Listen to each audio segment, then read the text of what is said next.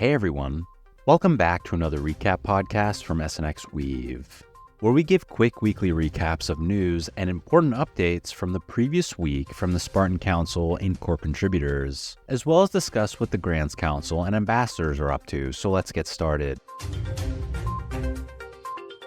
First up, the testnet trading competition, which has led to several product improvement ideas, just finished up a couple of days ago. The core contributors have identified minor updates for the trusted multi-call forwarder and the way that price staleness tolerances work. Pith is actually rolling out an update that will allow for the removal of price optionality from order settlement.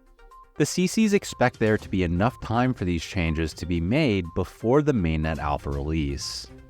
Next, the cross-chain election module is nearing completion and a testnet release. The CCs are on track to have the code returned to auditors this week. The focus will then shift back to core updates once this is completed. While L1 perps move through audit, work is continuing on front-end decentralization, with the only remaining centralized dependency being the simple educational page hosted on GitHub. In other discussion, the council talked about the blog post that Kane recently published, where he discussed some potential scaling paths for synthetics. He proposed a number of experimental deployments to multiple chains of Synthetics v3, Perps v3, plus USDC and ETH collateral, and calls this collection of releases Andromeda.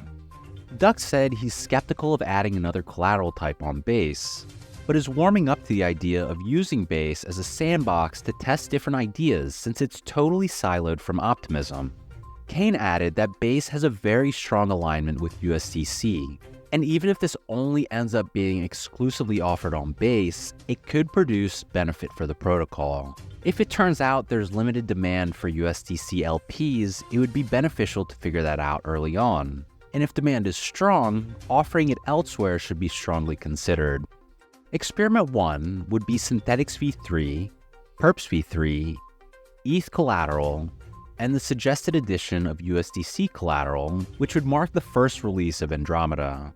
The reason for this is to gauge demand for LPs offering up different collateral types. The proposal sets an initial fee share of 50% for LPs and 50% for SNX stakers via a buyback and burn mechanism on Base. It further suggests deploying Andromeda to Optimism and Arbitrum and deploying Carina, ETH-only backed perps, to Ethereum mainnet.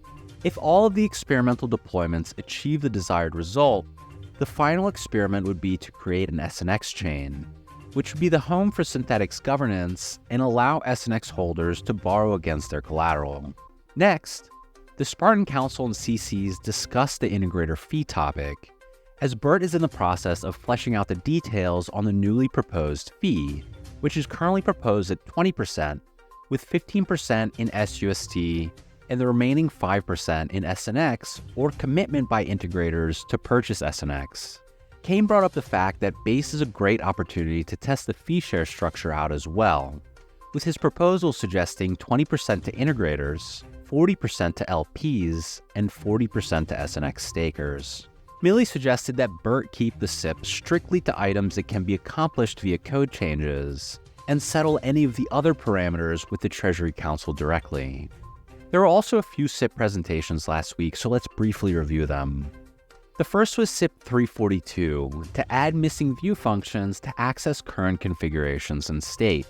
Presented by NoiseKit, this SIP proposes adding a few missing view functions. The first is to get available rewards data from the rewards manager, and the second is to get pool collateral configuration data. Retrieving this data without these functions is cumbersome, so this is primarily an improvement that will benefit front ends. The next presentation was SIP 343, to add extra fields to existing market events to track market debt changes. In order to facilitate markets debt tracking over time, this proposal targets extending existing market events in the Synthetics core system. NoiseKit explained that the calculation can be made based on other data that is already available, so this SIP essentially adds an additional field to track debt. This will allow market performance to be more efficiently tracked over time. Both of these SIPs were the result of feedback received during the implementation of V3. The last presentation was SIP 2036, to revert the inflation mint on L2 distribution failure. Caleb presented this SIP, which proposes incorporating a reversion into the weekly inflation mint if the weekly distribution to L2 stakers fails. There was an issue last week with the inflation distribution, where there wasn't enough gas to execute the distribution to L2, so the minted SNX stayed on L1. This SIP would add a single line of code that would revert the transaction if it wasn't executed as planned. The keeper would then have an economic incentive to boost the gas in order to process the transaction and collect the fee. All three of these SIPs have been approved with 8 votes in favor. Lastly, in Grants Council updates, the NFT Mint is live and working quite well. There are over 7,000 whitelisted accounts that can mint, 1 mint per account, and it's free. Once you've minted and the NFT is not showing in OpenSea, use refresh metadata and enjoy your new Spartan Synthverse NFT. The Grants Council's governance guide has also been posted to their Medium page, so be sure to check it out for a lot of great information about Synthetics governance, including proposals, council mandates, and more. The V3 Watcher stats page is also officially complete, so check that out for all of your stats needs. And that's it for today's updates. Be sure to check out our weekly recap blog post, share this podcast link, and let us know what you think and what you'd like to hear more about from SNXweave. Thanks for listening.